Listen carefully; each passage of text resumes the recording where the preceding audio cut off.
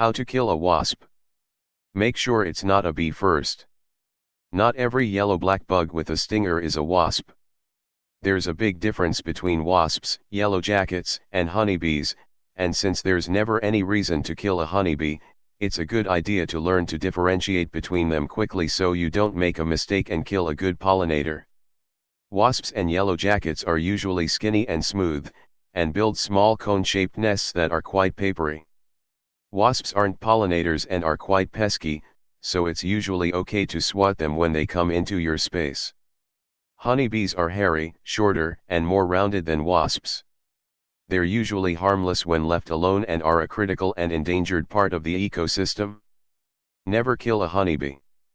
Open all the windows and doors in the room.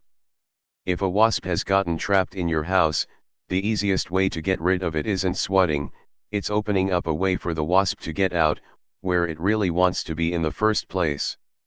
Open up the exterior windows and doors, and then close off access to the rest of the house and wait for the wasp to leave. This shouldn't take more than a few minutes. Make sure you're not opening windows that are right next to a wasp nest outside, before you try to open the windows. If you're outside and you see a wasp, just leave it alone. Swatting at single wasps can attract other wasps, which can become quite dangerous. Try trapping the wasp with a jar. Use a small lidded jar to trap the wasp and release it outside. Wait for the wasp to land somewhere, then sneak up on it with your open jar and a piece of paper. Trap the jar over the wasp on the wall or the table where it lands, then slide the piece of paper underneath to trap it inside. Always wait for the wasp to land on some easily accessible surface before you try to trap it. Swinging wildly at a wasp will get you stung more often than it will trap the wasp. If you're allergic, don't do this by yourself. Get someone else to try to trap the wasp, or just open the windows and steer clear of it. If you must do this, wear some thick gloves and cover all the exposed areas of your body before you try. Release or freeze the wasp for the easiest and most humane ways of getting rid of it. If you use a piece of paper, just set it down with the paper on top of the jar and the wasp still inside while you back away. The wind will blow the paper off eventually and the wasp can escape. Make a wasp trap from a plastic bottle. Wasp traps are sort of like slippery funnels with soapy water at the bottom that wasps become stuck in. They're often made of glass and sold commercially, but you can make one yourself as well from a used plastic bottle. Use a razor knife to cut off the tapered top of an empty 2-liter plastic soda bottle, turning it upside down to seat the nozzle down into the empty bottle. Tape it into place using masking tape. Fill the empty bottle about half full of water. Squeeze a few drops of soap into the water and shake it to get it sudsy, then coat the neck of the bottle with honey, jam, or some other sweet stickiness to attract the wasps. Ideally, they'll slip down the spout into the water and get their wings soapy, becoming trapped. Swat the wasp if necessary. Anything that flies is susceptible to the fly's water. Cheap, plastic fly swatters are some of the most popular pest-killing devices for a reason. They're easy to use and quite effective, if you use it properly. Sit with your swatter raised and wait for the wasp to land somewhere within reach. Wasps tend to buzz around a bit more than flies do, but it'll land eventually and let you strike. Flick your wrist quickly down on the wasp to snap the swatter. The wasp will often just be stunned, so you can scoop it up and deposit it outside, where it can either recover and fly away, or die anyway. Don't keep swatting and mash it into the table. If you don't have a fly swatter, a shoe, a hefty book, magazine, or a glove all make effective alternatives for this technique. Dealing with the nest. Get rid of nests early in the year. Nests are designed by queens and built by workers in early spring, and the colonies grow throughout the late spring and early summer until reaching peak size somewhere around August. The end of summer also finds wasps at their most aggressive and protective, making it a dangerous time to try to get rid of them. Early in the year, the nests are smaller and more manageable. Get in the habit of patrolling the area around your home for wasp nests in the early season, before they've grown to dangerous sizes. If you kill the queen, there will also be no risk of the nest being rebuilt that year. If it's late in the season, it's probably best to wait it out and let the frost kill off the pests in the next 30 to 60 days. Then, you can knock the empty nests down to ensure that they won't be repopulated next year. Don some armor. Anytime you go hunting around for wasps, you need to keep yourself well protected.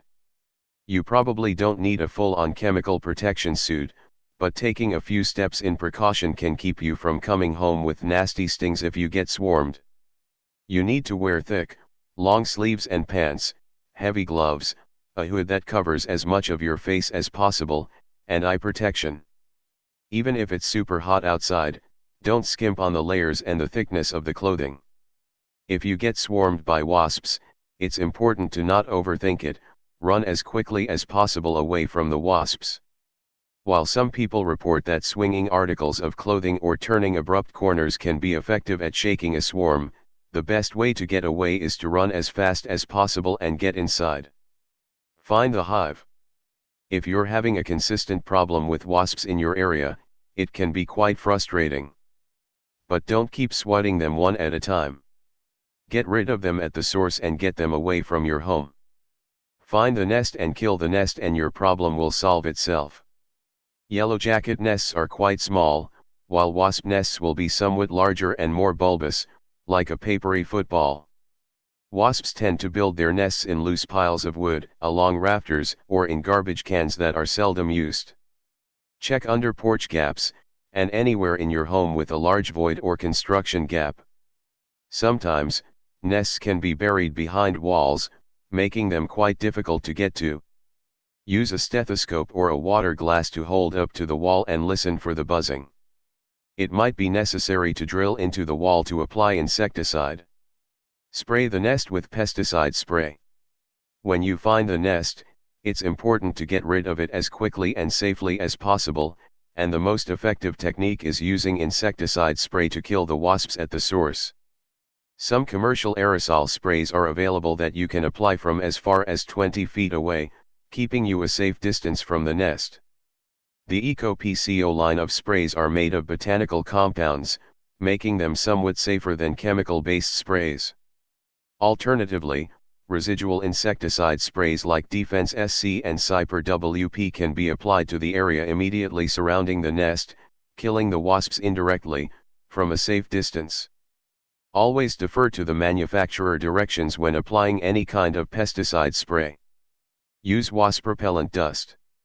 Insecticide dust is an effective long-term strategy for dealing with wasps, maintaining its efficacy for up to 6 months, and making it deter wasps for even longer in some cases. It's easy to use and widely available. The brands Tempo Dust, 7 Garden Dust, or Dusters are both effective brands of using on wasp nests. Apply dust around the nest opening first thing in the morning, applying about a quarter cup loosely in the general area. Don't clog the opening, so the wasps can move freely and spread the dust around independently. One of the dangers of using dust is what makes it effective: it stays dangerous for a long time. If you have pets or small children, applying dust to a nest near your home might be dangerous. Use caution. Use soap and water. It may be somewhat primitive, but with some good aim, plain soapy water is a somewhat effective way of destroying a nest and killing off the wasps with household supplies. Mix about 1/3 cup of dish soap into a half gallon of water and load it into as powerful a spray applicator as you can find. You want to be able to stand fairly far away from the nest as you spray it with sudsy water. Shake the sudsy water to get it well integrated, then spray the soapy water liberally around the opening of the nest and get out of dodge. Reapply this soapy water several times over the next few days. Use smoke and water. One effective natural way of eradicating wasps is to combine natural wood smoke and water to get the wasps out of the area. When wasps sense fire in the area, they'll vacate the nest and allow you to destroy it safely.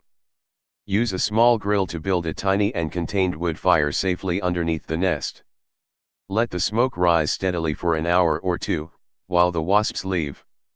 Come back to the area with a hose and spray the nest down, knocking it down with a stick if necessary, destroying it. Making your home inhospitable to wasps. Remove abandoned nests in winter. Wearing thick clothing and heavy rubber gloves, you can safely dig out the remnants of abandoned nests after the wasps have been killed, or during the winter when the frost has killed them off naturally.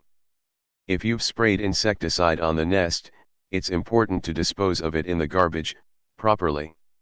Use a hammer or a board to knock nests down and remove them from the area. Again, if you leave a nest intact, it can be repopulated. It's still a good idea to wear protective clothing, just to be on the safe side.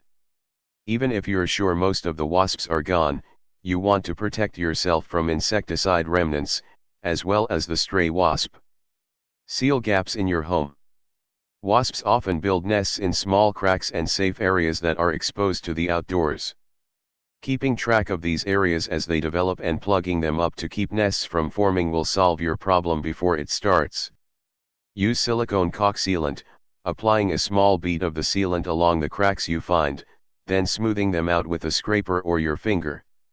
Let it dry according to the manufacturer's directions. Eliminate loose piles of wood and refuse in your yard. Wasps will often build nests in piles of firewood, or in piles of outdoor refuse that accumulate. If you've got piles of yard tools, or other odd, assorted materials on your property, try to keep it cleaned up as much as possible, or wasps will take up residence. Clean up rotten fruit under fruit trees. Wasps are more likely to populate areas where there is a lot for them to eat. If you've got fruit trees nearby on your property, it's a good idea to clean up the rotten fruit as much as possible and as quickly as possible, or wasps will become more attracted to the area. Generally, wasps will be attracted to fruit trees whether you clean up the fruit or not. It's still a good idea to clean it up to keep the wasps under control. Keep outdoor garbage tightly sealed. Rotting food scraps are also attractive to wasps, making it critical that you keep your outdoor garbage cans tightly sealed to avoid letting them take up residence. If necessary, change out your cans regularly, if they attract wasps.